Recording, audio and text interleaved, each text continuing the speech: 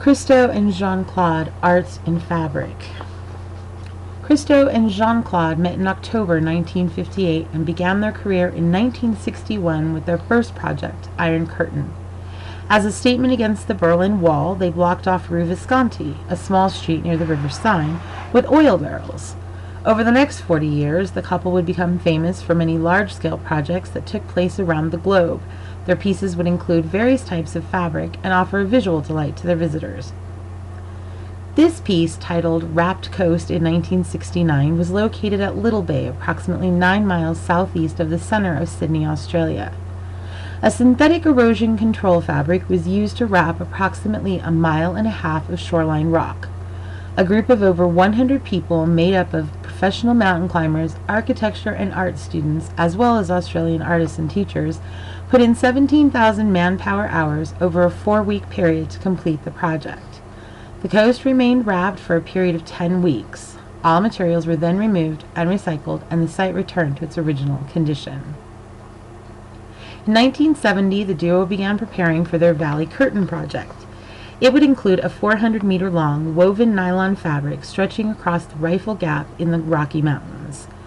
The curtain was hung in 1972 with the help of nearly 100 people and took 28 months to complete. A wind gale in excess of 60 miles per hour necessitated the removal of this project.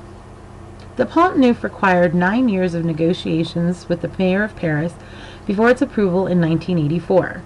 This was to be a wrapping of Paris's oldest bridge. 454,178 square feet of woven polyamide fabric, silky in appearance and golden sandstone in color, was used to wrap the structure. This was accomplished by 300 people and took just a month to achieve. The project stayed for 2 weeks and was seen by over 3 million visitors. On January 3, 2005, began the Gates Project in New York City. A total of 7,503 gates, 5 meters high, made of saffron color fabric, were placed on paths in Central Park. It took approximately 5 days for 750 workers to erect the installation.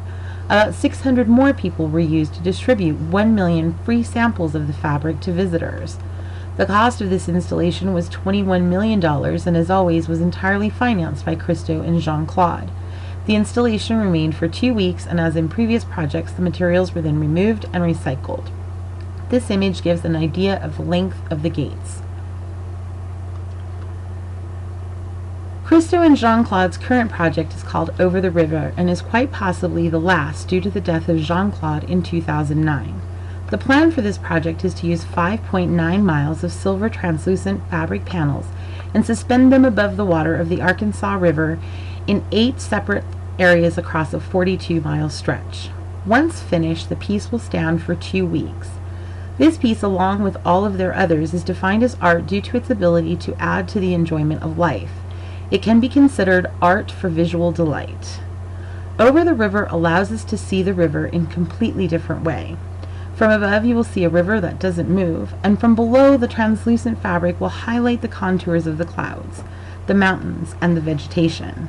It covers 3 modes of representation from the post-war movement section of the textbook: events and happenings, earthworks, and installations and environments.